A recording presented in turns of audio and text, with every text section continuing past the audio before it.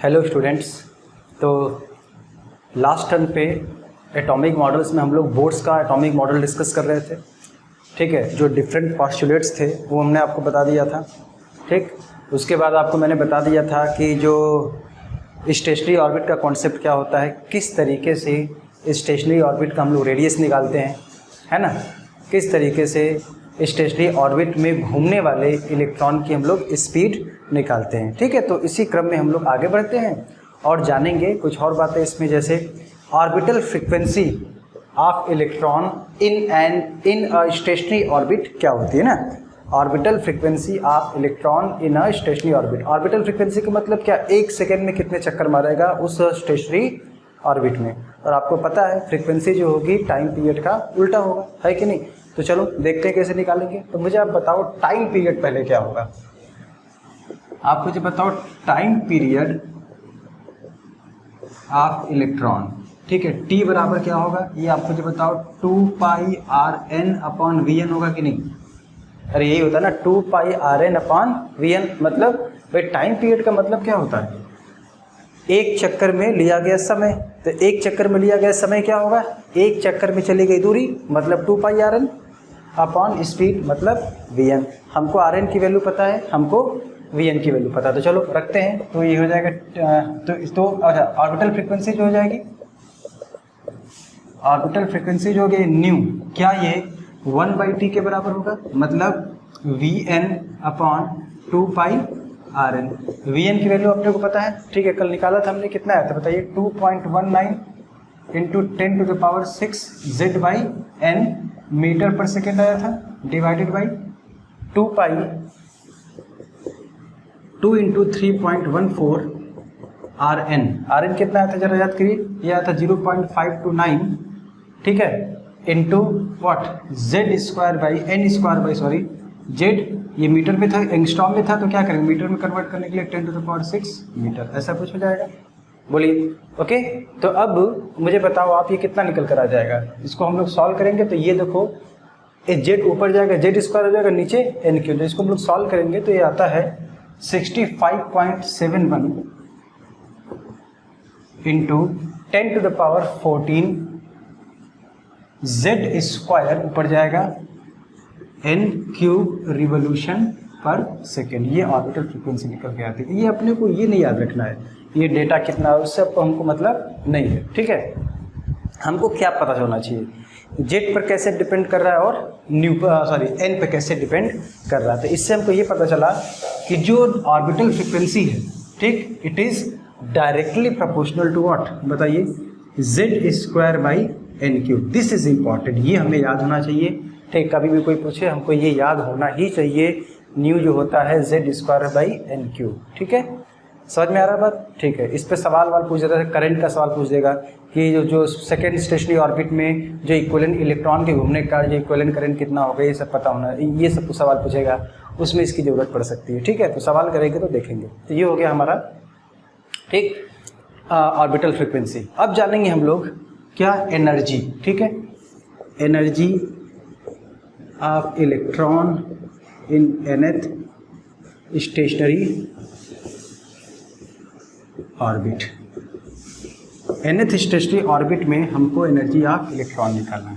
ठीक है, तो क्या क्या आएगा बताइए, काइनेटिक एनर्जी, पोटेंशियल एनर्जी और टोटल एनर्जी, यही सब अपने को डिस्कस करना है। ठीक है, तो चलो सबसे पहले जानते हैं इसकी काइनेटिक एनर्जी। तो आप मुझे बताओ, जो पहला जो हुआ काइनेटिक एनर्जी के, क्या ये 12m Vn² होगा। ठीक है, और Vn की वैल्यू अपने को पता है। ठीक है, तो ये हो जाएगा कितना, 12m Vn की वैल्यू हमने निकाली थी, याद करिए, इस E² Z/2ε0। ठीक है, H × n, यही आया था इसका स्क्वायर। ठीक है, तो यहाँ से जो काइनेटिक एनर्जी हो जाएगी K, ठीक, किसके बराबर हो जाएगा, जरा सॉल्व करते हैं, mZ²e⁴। ठीक है, और नीचे बताइए क्या होगा, 4 ये हो जाएगा 8ε0²। ठीक है, और n² H², ये आ जाएगी काइनेटिक एनर्जी। ठीक है ना, क्या निकल कर आया, एम जेड स्क्वायर ई के power 4 8 epsilon not square n square h square, ये काइनेटिक एनर्जी निकल गई। ठीक है, इसी तरीके से हम लोग पोटेंशियल एनर्जी निकालेंगे। तो जो दूसरा अपना है पोटेंशियल एनर्जी, देखो पोटेंशियल एनर्जी, पोटेंशियल एनर्जी कैसे निकालोगे बताओ। यू क्या होगा, सीधी सी बात है यार, दो चार्ज हैं, न्यूक्लियस है ना अपना, देखो इस तरीके से न्यूक्लियस, ये इलेक्ट्रॉन, इसका पॉजिटिव चार्ज जेड ई, इस पर नेगेटिव चार्ज माइनस ई, इनके बीच की डिस्टेंस आर एन। तो अगर दो चार्ज Q1 Q2 एक दूसरे से r डिस्टेंस पर रखे हों तो आपको पता है उसका फॉर्मूला क्या होता है, 1/4 pi epsilon not Q1 Q2 by r, plus minus है तो साइन के साथ रखते हैं हम लोग। ठीक है, चलो बताओ क्या होगा। ये हो जाएगा आपका 1/4 पाई एप्सिलॉन नॉट, ठीक है, जेड ई इंटू माइनस ई, और ये आर एन। ठीक, चलो वैल्यूज रखते हैं हम लोग। तो यू बराबर कितना हो जाएगा बताइए, ये हो जाएगा 1/4 पाई एप्सिलॉन नॉट, ठीक है, with negative sign, Z E square, और जो आर एन की वैल्यू हमने कल निकाली थी क्या था, epsilon not n square h square upon pi m e square Z, यही था ना कल हमने, इसको हम डिराइव किया था आपके सामने। ठीक है, पाई एम स्क्वायर जेड। जब इसको हम लोग सॉल्व करेंगे तो कितना आ जाएगा, ये यू बराबर यहाँ से, ठीक है, ये उसी के बराबर आता है, नीचे 4 आ जाएगा, आप सॉल्व करके देख लेना। तो हो जाएगा minus M Z square E के पावर 4, और नीचे कितना हो जाएगा, ये हो जाएगा 4, ठीक है, 4 epsilon not square n square h square, ये इसकी पोटेंशियल एनर्जी आ गई। ठीक है, अब हमें क्या करना है, इसकी कुल एनर्जी निकालना। ठीक है, तो इसकी टोटल एनर्जी निकाल के देखते हैं हम लोग। देखिए टोटल एनर्जी कैसे निकालेंगे अपन लोग, जो टोटल एनर्जी होगी इसकी, टोटल एनर्जी जो होगी इसकी ई एन कह लेते हैं उसको। ठीक है, काइनेटिक एनर्जी और पोटेंशियल एनर्जी का सम होगा, मतलब जो ई एन निकल के आएगा मेरे प्यारे दोस्तों, देखिए कितना निकल के आएगा, ध्यान देना आप लोग, इन दोनों को जोड़ना। देखो सारा कुछ वही है, यहाँ पे -1/4 है, यहाँ +1/8, तो -1/4 प्लस 1/8, बताइए कितना आ जाएगा, ये आ जाएगा -1/8, तो कितना हो जाएगा minus M Z square E के पावर 4, ठीक है, और नीचे क्या हो जाएगा 8 एप्सिलॉन नॉट स्क्वायर, ठीक है, n square into h square, ये इसकी टोटल एनर्जी आ जाएगी। ठीक है, अब देखो टोटल एनर्जी आखिर निगेटिव आई ना, टोटल एनर्जी जो आ रही है वो क्या आ रही है, निगेटिव आ रही है। तो टोटल एनर्जी निगेटिव आने का क्या मतलब होता है, टोटल एनर्जी निगेटिव आने का मतलब होता है स्टेबिलिटी। ठीक है, सिस्टम हमारा कैसा स्टेबल है, या आप कह दो कि एक बाउंडेड सिस्टम है। ठीक, बाउंडेड सिस्टम है जिसमें अट्रैक्टिव फोर्सेस का ये एनर्जी आ रही है। ठीक है, तो ये जो एनर्जी है वो किसके कारण है, बाउंडेड सिस्टम के कारण है, अट्रैक्टिव फोर्सेस कारण है। अगर आपको सिस्टम को अलग करना है तो you will have to supply some energy, बाहर से आपको एनर्जी देने पड़ेगी। ठीक है, तो ये निगेटिव साइन क्या बताता है, स्टेबिलिटी को बताता है। या कहीं ऐसे भी आप देखोगे कि ये क्या बताता है कि ये बाउंडेड सिस्टम है। ठीक है, ये क्या है, बाउंडेड सिस्टम है। ओके, इलेक्ट्रॉन जो कि न्यूक्लियस से बाउंडेड है। ठीक है, electron is bounded to nucleus, electron nucleus से बाउंडेड है, and some energy is required to free the electron, ठीक है, फ्रॉम एटम। एटम से इलेक्ट्रॉन को अलग करने के लिए आपको एनर्जी देनी पड़ेगी। ठीक है, ये इसका मतलब होता है निगेटिव साइन का। ठीक, अच्छा, बहुत बढ़िया।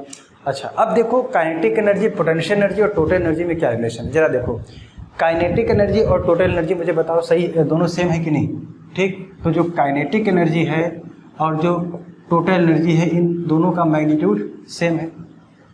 अच्छा, और क्या बात निकल के आ रही है, जरा देखो आप, जो पोटेंशियल एनर्जी है वो काइनेटिक एनर्जी की दूनी है, तो जो पोटेंशियल एनर्जी का मैग्नीट्यूड है वो 2 टाइम्स काइनेटिक एनर्जी है। आप देख सकते हो ना, ये जो है वो इसका 2 गुना है। अच्छा, टोटल एनर्जी और पोटेंशियल एनर्जी में क्या रिलेशन है, जो पोटेंशियल एनर्जी है वो टोटल एनर्जी की क्या है, दूनी है। तो डायरेक्ट में यहाँ पे दोनों माइनस है, तो U बराबर 2E। ठीक है, तो ये रिलेशन भी निकल कर आ रहा है। ठीक है, चलो कुछ और बातें इसमें हम लोग देखते हैं।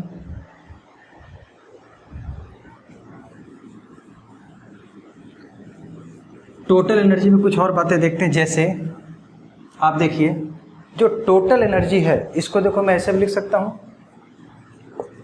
अगेन जो En है, ज़रा ध्यान दीजिएगा, इसको मैं ऐसे लिख सकता हूँ माइनस hc(z²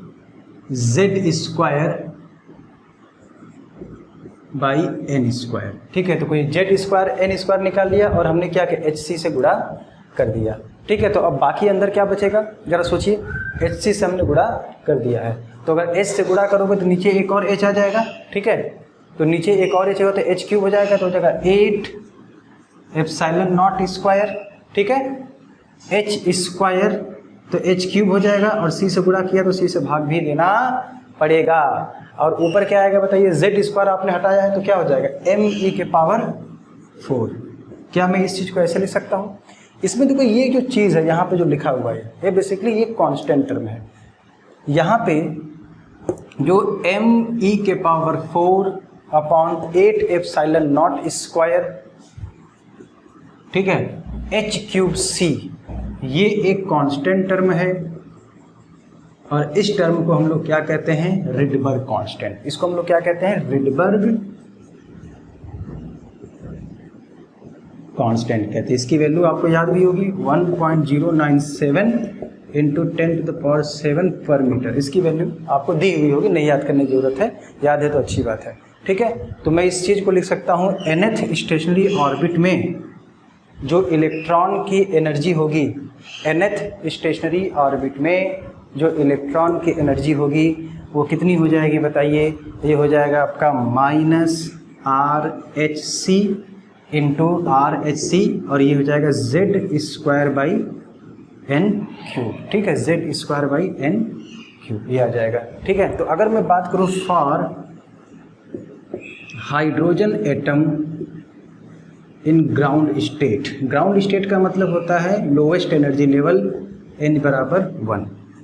अगर मैं ग्राउंड लेवल में हाइड्रोजन एटम की बात करूं तो मुझे बताओ, z बराबर भी 1 हो गया, n बराबर भी 1 हो गया, तो क्या जो E होगा -RHc होगा, -RHc होगा। अब हम R का वैल्यू रख दें, H का वैल्यू रख दें, C का वैल्यू रख दें। जब ये सारी वैल्यूज रखते हैं तो बहुत पॉपुलर रिजल्ट है, आपको याद ही होगा, इसकी वैल्यू कितनी आती है, 13.6 इलेक्ट्रॉन वोल्ट। मतलब ये जो एनर्जी है वो कितनी आती है, 13.6 इलेक्ट्रॉन वोल्ट।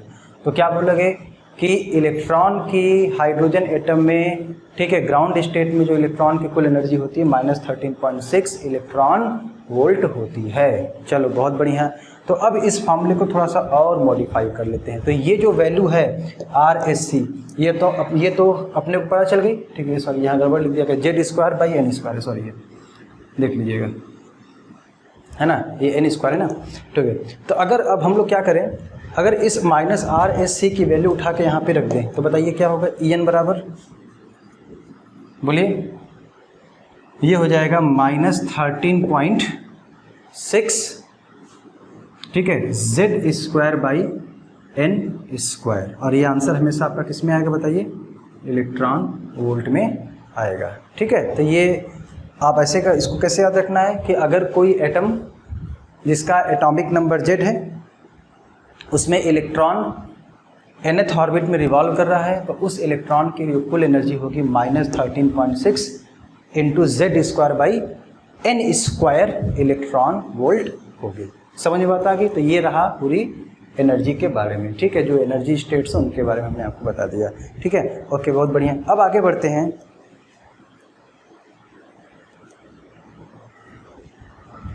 ग्राउंड स्टेट और एक्साइटेड स्टेट हम लोग किसको कहते हैं। ठीक है, ग्राउंड स्टेट और एक्साइटेड स्टेट किसको कहते हैं, चलो समझते हैं इसको। ठीक, चलो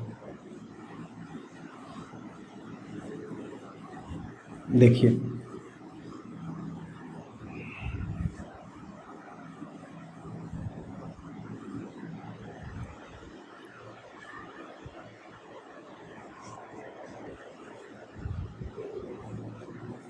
ground state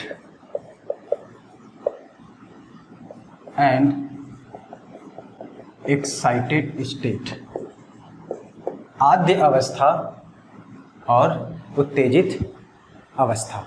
ठीक है, तो ग्राउंड स्टेट क्या कहते हैं? The state of an atom, the state of an atom with lowest energy, lowest energy is called as what? is called as, ये हो जाएगा आपका ग्राउंड स्टेट। मतलब क्या? जब एटम अपनी लोवेस्ट एनर्जी लेवल में रहता है, ठीक है, और वो कब होगा बताइए? जब n बराबर 1 में हो। हम लोग यहाँ हाइड्रोजन एटम या हाइड्रोजेनिक स्पीशीज की बात कर रहे हैं। तो जब एटम अपनी लोवेस्ट एनर्जी लेवल में रहता है, तो लोवेस्ट एनर्जी लेवल में कब होगा? जब इलेक्ट्रॉन सबसे नज़दीक न्यूक्लियस के रहे, मतलब n बराबर 1 में रहे। तो जब n बराबर 1 में इलेक्ट्रॉन होता है एटम में, तो हम लोग कहेंगे वो किस स्टेट में है? ग्राउंड स्टेट में है। ठीक है, उसके बाद हम लोग एक्साइटेड स्टेट का क्या मतलब होता है?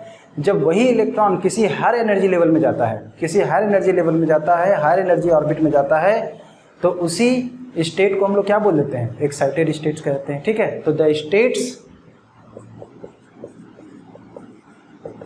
विद हायर एनर्जी, इसके ऊपर वाले जितने भी हैं, इस are called as what? Excited state. उसको हम लोग क्या बोलते हैं? एक्साइटेड स्टेट बोलते हैं। जैसे आप समझने का प्रयत्न करो, जैसे ये न्यूक्लियस है, इसके ऊपर बहुत सारे स्टेशनरी ऑर्बिट होंगे, ये सब के सब स्टेशनरी ऑर्बिट हैं। ये n बराबर 1 है, n बराबर 2, प्रिंसिपल काउंटर नंबर 3, 4 या 5 इस तरीके से है। तो जब इलेक्ट्रॉन यहाँ पे होगा तब एनर्जी सबसे कम होगी। नहीं आ रहा समझ बात? जब यहाँ पे होगा तो एनर्जी सबसे कम होगी, और जब यहाँ पे होगा, आप ऐसे सोचो ना यार, E बराबर क्या होता है? -13.6 Z²/n²। ठीक है, तो अगर n की वैल्यू सबसे कम है, 1 है, तो ये सबसे ज़्यादा निगेटिव होगा। 2 है, होगा कि नहीं? देखो 1 रख के देखो कितना होगा? -30, हाइड्रोजन के लिए 13.6 हो जाएगा। ठीक है, उस आगे रखोगे, ठीक है, तो आप 4 से डिवाइड करो, 2 रखोगे तो कितना आएगा? Z1 और n बराबर 2 रखो तो कितना हो जाएगा बताइए? 3.4 हो जाएगा। तो आप देखो जैसे जैसे n बराबर 1 पे है, ये n बराबर 2 पे है, तो ये ज़्यादा निगेटिव है, मतलब एनर्जी कम है सबसे। एनर्जी फिर क्या हो रही है? लगातार बढ़ रही। तो जो सब जब यहाँ पे होगा तो इसको हम लोग क्या कहेंगे? इलेक्ट्रॉन जब इसमें होगा तो हम लोग कहेंगे ग्राउंड स्टेट में एटम है, तो ये हमारा ग्राउंड स्टेट कहलाएगा। और बाकी सब के सब क्या होंगे? एक्साइटेड स्टेट होंगे। बाकी सब के सब क्या होंगे? एक्साइटेड स्टेट होंगे। तो ग्राउंड लेवल के जस्ट बाद वाला जो होता है, ये वाला n बराबर 2, इसको हम लोग कहते हैं फर्स्ट एक्साइटेड स्टेट। क्या बोलते हैं इसको? फर्स्ट एक्साइटेड स्टेट, मतलब n बराबर 2। फर्स्ट एक्साइटेड स्टेट के जस्ट बाद वाला ये वाला कहलाता है सेकेंड एक्साइटेड स्टेट, मतलब n बराबर 2। इसके जस्ट बाद वाला ये वाला, इसको हम लोग क्या बोलेंगे? Third excited state. और थर्ड एक्साइटेड स्टेट का मतलब क्या हुआ? n बराबर 4। ये क्या होगा? फोर्थ एक्साइटेड स्टेट, मतलब n बराबर 5। तो ये कहलाता है हमारा पूरा ग्राउंड स्टेट और एक्साइटेड स्टेट। ठीक है, चलो हाइड्रोजन एटम या और जो हाइड्रोजेनिक एटम्स हैं, हाइड्रोजेनिक का मतलब क्या हो? जो बाकी हाइड्रोजन लाइक स्पीसीज हैं, ठीक है, उनकी एनर्जी लेवल्स के बारे में थोड़ा डिस्कशन कर लेते हैं। तो ये वो हमको याद भी होना चाहिए। जैसे देखो आप,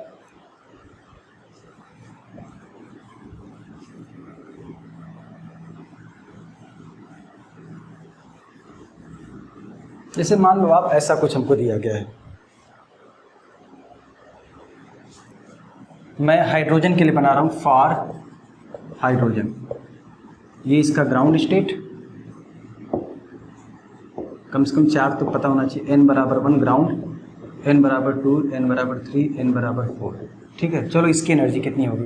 फॉर्मूला अपने पास है En बराबर -13.6 Z²/n²। चलो रख के देखो, हाइड्रोजन के लिए Z बराबर 1 हुआ, n बराबर 1 के लिए कितना आएगा? -13.6 इलेक्ट्रॉन वोल्ट, मतलब जब इलेक्ट्रॉन फर्स्ट एनर्जी लेवल में होगा, ठीक है, फर्स्ट ऑर्बिट में होगा, के शेल में होगा, n बराबर 1 वाले ऑर्बिट में होगा, ग्राउंड स्टेट में होगा, तो हम लोग कहेंगे उसकी एनर्जी कितनी होगी, -13.6 इलेक्ट्रॉन वोल्ट होगी। ये कितना होगा, -3.4 इलेक्ट्रॉन वोल्ट।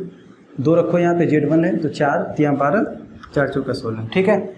3 रखो 9, ठीक है, तो आएगा -1.41 इलेक्ट्रॉन वोल्ट। रख के देख लो, 3 रखोगे 9 1 जा 9, 4 बचा, ठीक है, कितना आ जाएगा 1.5 बनाएगा, सॉरी 9 बचे 45 हो गया और 1 बचा 9, ठीक है, ऐसा कुछ होगा 1.5।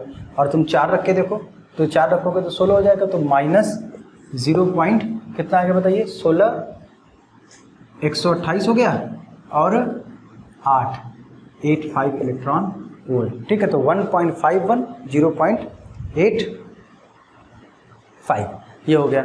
अच्छा, फॉर हाइड्रोजेनिक एटम्स, हाइड्रोजेनिक मतलब जिसमें एक ही इलेक्ट्रॉन्स हो, एटम या आयन जो भी कह लो, क्या होगा बताओ उसमें, n बराबर 1, n बराबर 2, n बराबर 3, n बराबर 4, क्या होगा, यही आएगा सब कुछ, लेकिन बस यहाँ z स्क्वायर होगा। जो भी जैसे लिथियम है तो यहाँ पे 3 हो जाएगा, ठीक है, हीलियम है तो यहाँ पे 2 हो जाएगा, तो n12 रखोगे तो यही सब आता जाएगा।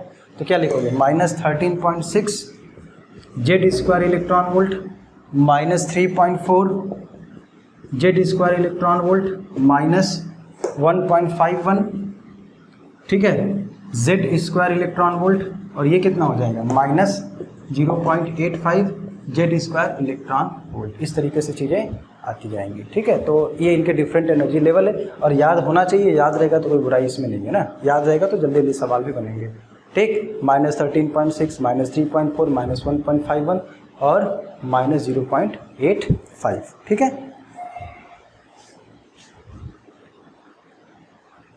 चलिए, बहुत बढ़िया।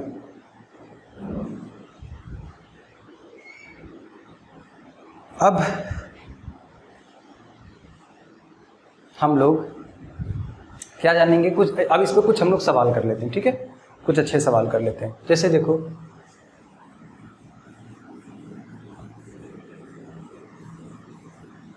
जैसे आपको क्वेश्चन दे दिया गया,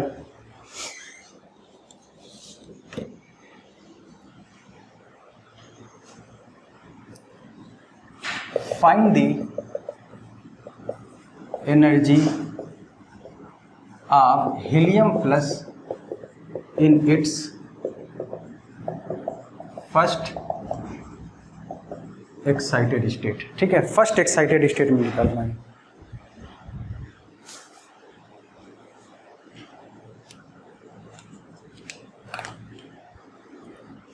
तो फर्स्ट एक्साइटेड स्टेट में आपको क्या करना है, इसकी एनर्जी निकालनी, किसकी, हीलियम एटम की, ठीक है। तो अब एक बात बताओ मुझे कि फर्स्ट एक्साइटेड स्टेट का क्या मतलब हुआ, बताइए, फर्स्ट एक्साइटेड स्टेट का क्या मतलब हुआ। ए भाई, n बराबर 2 अभी बताया, n बराबर 2 का मतलब क्या हुआ, फर्स्ट एक्साइटेड स्टेट, ठीक है। तो n बराबर 2 और हीलियम प्लस है, मतलब z बराबर 2 हो गए, है कि नहीं। बताओ क्या एनर्जी आएगी, E बराबर -13.6 z square by n square. ये भाई दोनों बराबर ही हैं, z भी 2 है, n भी 2, खत्म हो गया। कितना आएगा, -13.6 इलेक्ट्रॉन वोल्ट ही आएगा। समझ में आई बात। चलो ठीक है, अगला सवाल हम लोग देखते हैं।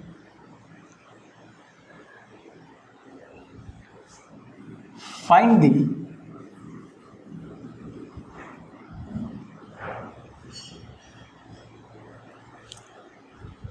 दी रेशियो ऑफ इक्विवेलेंट करंट, ठीक है, find the ratio of equivalent current due to revolution of electron in, ठीक है, third stationary orbit, third stationary orbit, या फर्स्ट ही कर लो, first stationary orbit and second stationary orbit. क्या लिखा है? Find the ratio of equivalent current due to revolution of electron first secondary stationary orbit and second stationary orbit. क्या इसका मतलब हुआ, जरा सोचो। पहले स्टेशनरी ऑर्बिट में इलेक्ट्रॉन रिवोल्यूशन कर रहा है। भाई आपने ये मैग्नेटिज्म में भी पढ़ा होगा, करंट में भी पढ़ा होगा कि अगर कोई इलेक्ट्रॉन, ठीक है, सर्कुलर पाथ पे चल रहा है, ठीक, तो उसके कारण इक्विवेलेंट करंट कितना आता है ना, कितना आता है बताओ? Q/T होता है, T जहाँ उसका टाइम पीरियड होता है ना। तो इलेक्ट्रॉन सर्कुलर ऑर्बिट में तो सर्कुलर पाथ पे चलेगा, तो उसके कारण जो इक्विवेलेंट करंट आएगी, ठीक है, उसका आपको रेशियो बताना है फर्स्ट ऑर्बिट और सेकेंड ऑर्बिट में। ठीक, तो क्या होगा बताओ? जो I होता है, क्या ये E/T होगा? जहाँ T उसका टाइम पीरियड होगा, इसमें बताने की जरूरत नहीं, सब पढ़ रखे हैं आप लोग इलेक्ट्रोस्टैट में। या E इंटू न्यू लिख सकता हूँ, क्यों? क्योंकि 1/T ऑर्बिटल फ्रीक्वेंसी होगी, है कि नहीं? और अभी आपने पढ़ा था कि जो न्यू होता है वो किसके प्रोपोर्शनल होगा? Z²/n³ के प्रोपोर्शनल होता है। ठीक है, तो आप मुझे बताओ पहले ऑर्बिट में और दूसरे ऑर्बिट में, मतलब ν1/ν2 का जो रेशियो होगा पहले ऑर्बिट में और दूसरे ऑर्बिट में। ठीक है, ये कोई एटम ले लो, फॉर हाइड्रोजन एटम ही ले लो, चलो। तो अगर हाइड्रोजन एटम की बात कर रहे हैं तो न्यू जो होता है Z²/n³, तो Z तो कांस्टेंट हो गया दोनों के लिए, तो मतलब आप सीधे कह लो कुछ सेम एटम है, सेम एटम तो Z कांस्टेंट है, न्यू प्रोपोर्शनल टू क्या होगा? n³, 1/n³, तो हो जाएगा n2³/n1³, ऐसा कुछ होगा। n2 का मतलब 2 है सेकेंड, और n1 का मतलब क्या? 1, इसका क्यूब मतलब 8/1 हो जाएगा। ठीक है, तो आप मुझे बताओ I1 फर्स्ट ऑर्बिट में करंट अपॉन सेकेंड ऑर्बिट में करंट, I1/I2 किसके बराबर हो जाएगा? ν1/ν2 के बराबर, और ν1/ν2 कितना है? 8/1। ठीक है, मतलब जो करंट्स का रेशियो आएगा वो कितना आ जाएगा? 8:1 आ जाएगा। ठीक है, ऐसे गुड क्वेश्चन। तो ऐसे सवाल नीट वगैरह में काफ़ी पूछे जाते हैं।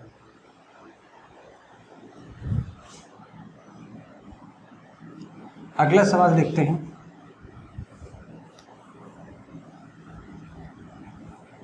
अगला सवाल है find the ratio of area of, ठीक है, find the ratio of area of orbit in first excited state to the, ठीक है, ऑर्बिट इन ग्राउंड स्टेट। ठीक,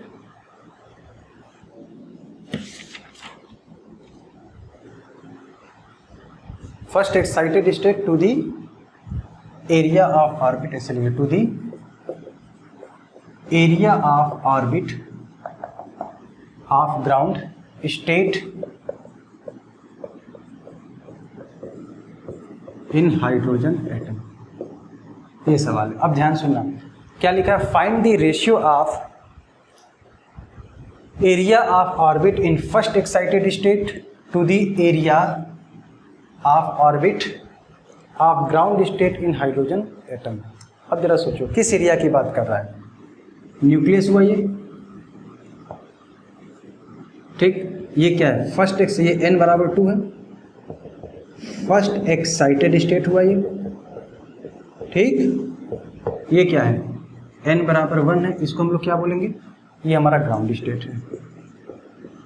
तो इस एरिया का, सॉरी, इस ऑर्बिट का एरिया n/2 का और इस ऑर्बिट का एरिया n/1 का, इसका रेशियो आपको निकालना है। सीधी सी बात है, πr², एरिया तो πr² ही होगा, है कि नहीं? और जो Rn होता है वो किसके प्रोपोर्शनल होता है बताइए? n²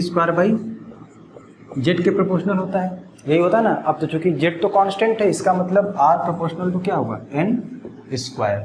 अब जो एरिया A2/A1, मतलब आपको first excited state n/2 to the area of orbit of ground state मतलब n/1, ये निकालना है। तो किसके बराबर होगा मुझे बताओ? πr² सेकेंड ऑर्बिट का रेडियस पाई R1 स्क्वायर, मतलब R2 square upon R1 square, है ना, यानी R2 बाई R1 का होल स्क्वायर। और चूंकि R प्रोपोर्शनल टू N है, मतलब ये क्या होगा, N2 बाई N1 का स्क्वायर। N2 का मतलब कितना है 2, N1 का मतलब है 1, इसका स्क्वायर मतलब कितना होगा 4:1 हो जाएगा। ठीक है, तो 4:1 हो जाएगा। ठीक, तो ये हो गया हमारा एनर्जी पर रिलेटेड कुछ सवाल, एनर्जी पर, फ्रीक्वेंसी पर, ठीक है, रेडियस पर। ठीक, ये सब जो भी हमने पढ़ाया अभी, जो डेरिवेशन किया, उस पर कुछ अच्छे सवाल मैंने आपको करा दिया। ठीक है, चलो बहुत बढ़िया। अब हम लोग क्या जानेंगे, अब हम लोग जानेंगे आयनाइजेशन एनर्जी और एंड आयनाइजेशन पोटेंशियल। ठीक है, चलो देखते हैं।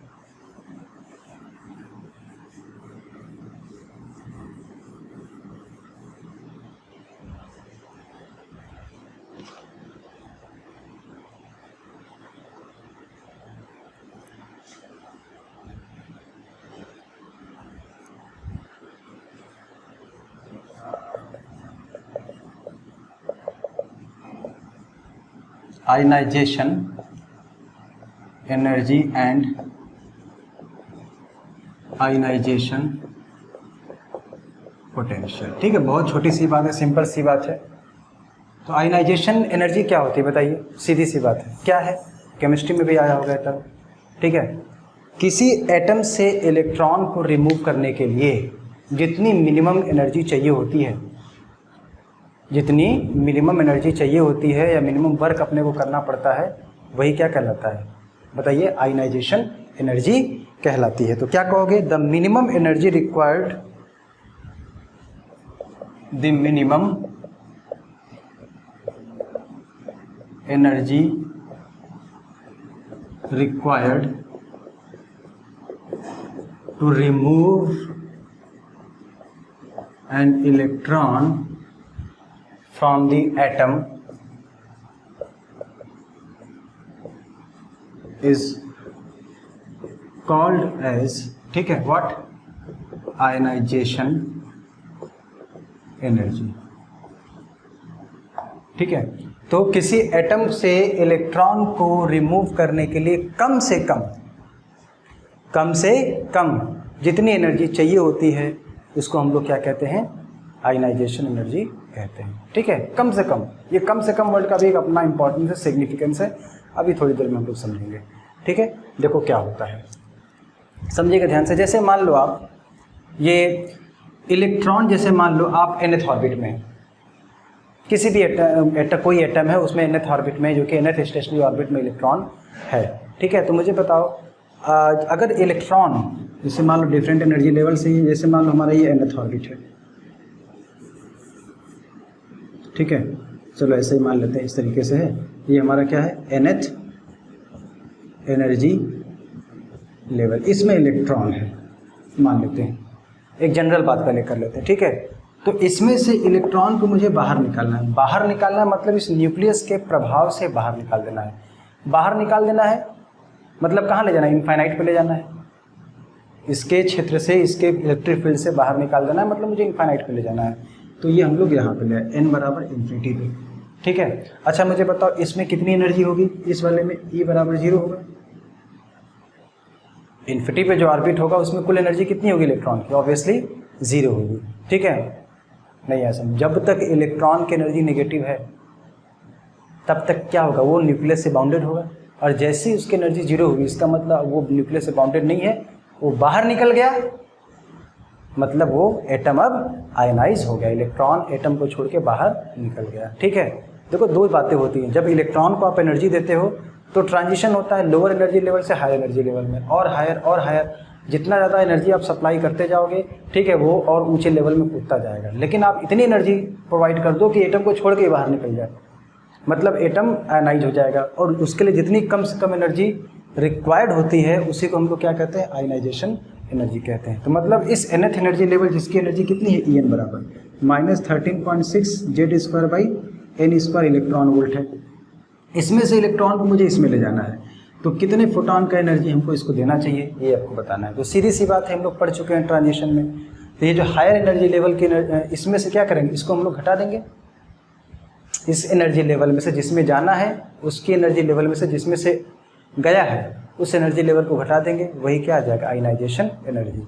तो जो आयनाइजेशन एनर्जी आएगा मेरे भाई वो किसके बराबर होगा, E infinity minus E N 0 minus 13.6 Z square by N square. ठीक है, तो आयनाइजेशन एनर्जी कितनी आ जाएगी बताइए, ये आ जाएगा आपका 13.6 Z square by N square electron volt. ये इसकी एनर्जी आ जाएगी ना, 13.6 Z square by N square electron volt. सीधी सीधे आयनाइजेशन एनर्जी जो होगी आप कह सकते हो सर ये ई एन के बराबर होगा, plus E n minus E n इतना होता है, सॉरी ई एन जो होता है इतना होता है, तो माइनस माइनस कर देंगे हम लोग यहाँ पे, ये ई एन होता है, माइनस लगा तो माइनस माइनस प्लस हो जाएगा, तो इतना आ जाएगा। तो आयनाइजेशन एनर्जी क्या होगी, ठीक है, जो एनर्जी लेवल है, जो कोई एनर्जी लेवल है, कोई ऑर्बिट है, उसमें कुल जो एनर्जी होगी उसका नेगेटिव एनर्जी, ये ई एन ऑलरेडी नेगेटिव होता है, माइनस कर देंगे तो प्लस इतना आ जाएगा। तो ये हमारा आयनाइजेशन एनर्जी हो गया। ठीक है, अब सवाल ये उठता है कि क्या होगा अगर आप आयनाइजेशन एनर्जी से ज़्यादा एनर्जी दें। तो सुनना ठीक से बात है, अगर आपने इलेक्ट्रॉन को, जैसे आप एक सीधे से एग्जांपल समझो, फॉर हाइड्रोजन एटम, ठीक है, मुझे बताओ आयनाइजेशन एनर्जी कितनी होगी बताइए, उसका एनर्जी कितना होता है भाई। इलेक्ट्रॉन नॉर्मल स्टेट में, ग्राउंड स्टेट में रहता है, हाइड्रोजन में नॉर्मल स्टेट में, एटम में इलेक्ट्रॉन ग्राउंड स्टेट में रहता है, उसकी एनर्जी माइनस 13.6 इलेक्ट्रॉन वोल्ट होती है। तो उसका माइनस मतलब 13.6 electron volt, 13.6 electron volt energy जो है, यही क्या है, आयनाइजेशन एनर्जी किसकी, हाइड्रोजन एटम की। मतलब अगर हाइड्रोजन एटम को आप इतने फोटॉन का एनर्जी सप्लाई करो, इतने फोटॉन का, इतनी एनर्जी का फोटॉन को आप सप्लाई करो, इतनी एनर्जी का फोटॉन अगर एटम पे गिराया जाए तो एटम क्या करेगा, उसकी पूरी एनर्जी को एब्जॉर्ब करेगा और कहाँ पहुँचाएगा, मतलब इसको छोड़ के बाहर निकल जाएगा। मतलब इतनी एनर्जी देने पर, एनर्जी आप कैसे देते हो मैंने बताया था, फोटॉन, ऐसे नहीं कि उसको जला दिया एटम को तो एनर्जी नहीं लगेगा, नहीं, फोटॉन के थ्रू देते हैं ना। तो 13.6 इलेक्ट्रॉन वोल्ट एनर्जी चाहिए। क्या होगा अगर 13.6 इलेक्ट्रॉन वोल्ट से ज़्यादा आपने एनर्जी दे दिया, तो आपने 13.6 इलेक्ट्रॉन वोल्ट से ज़्यादा एनर्जी अगर आपने इलेक्ट्रॉन को दे दिया, ग्राउंड स्टेट में हाइड्रोजन एटम को दे दिया, तो क्या होगा, क्या वो निकलेगा कि नहीं, देखो निकलेगा, बिल्कुल निकलेगा, लेकिन निकलने के बाद the electron will have some kinetic energy also. यहाँ पे क्या होगा, जस्ट आपने इतनी एनर्जी दिया, बाहर निकल के रुक गया, कुल एनर्जी उसकी जीरो होगी, मतलब कुल काइनेटिक एनर्जी उसकी जीरो होगी, कुल पोटेंशियल एनर्जी उसकी जीरो हो गई। ठीक है, इसका ये मतलब हुआ। ठीक है, लेकिन अगर आपने 13.6 इलेक्ट्रॉन वोल्ट से ज़्यादा एनर्जी दिया तो इलेक्ट्रॉन तो ऑब्वियसली निकल जाएगा। 13.6 इलेक्ट्रॉन वोल्ट एनर्जी, जैसे मान लो आपने 15 इलेक्ट्रॉन वोल्ट दिया, तो उसमें से 13.6 एनर्जी इलेक्ट्रॉन वोल्ट की एनर्जी लेकर बाहर निकल जाएगा और बाकी जो कि काइनेटिक एनर्जी के फॉर्म में उसको मिल जाएगी। ठीक है, कुछ ऐसा होगा। तो ये हमारा आयनाइजेशन एनर्जी हो गया। ठीक है, ये हमारा आयनाइजेशन एनर्जी हो गया। अब आता है क्या, आयनाइजेशन पोटेंशियल।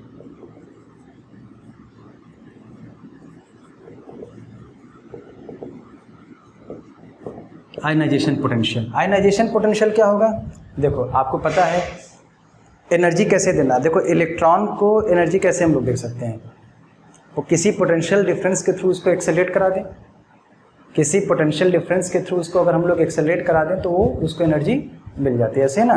जैसे आपको पता है कि अगर इलेक्ट्रॉन को v वोल्ट से हम लोग एक्सेलरेट कराएं तो electron volt E into V के बराबर उसको काइनेटिक एनर्जी मिल जाती है। ठीक है, तो इलेक्ट्रॉन को कितने पोटेंशियल डिफरेंस से एक्सेलरेट कराया जाए ताकि वो जो एनर्जी गेन करे वो किसके बराबर हो जाए, बताइए, आयनाइजेशन एनर्जी के बराबर एनर्जी गेन कर रहे हैं।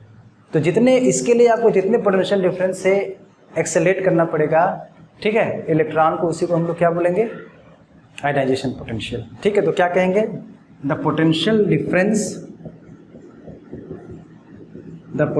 Difference through which an electron should be accelerated so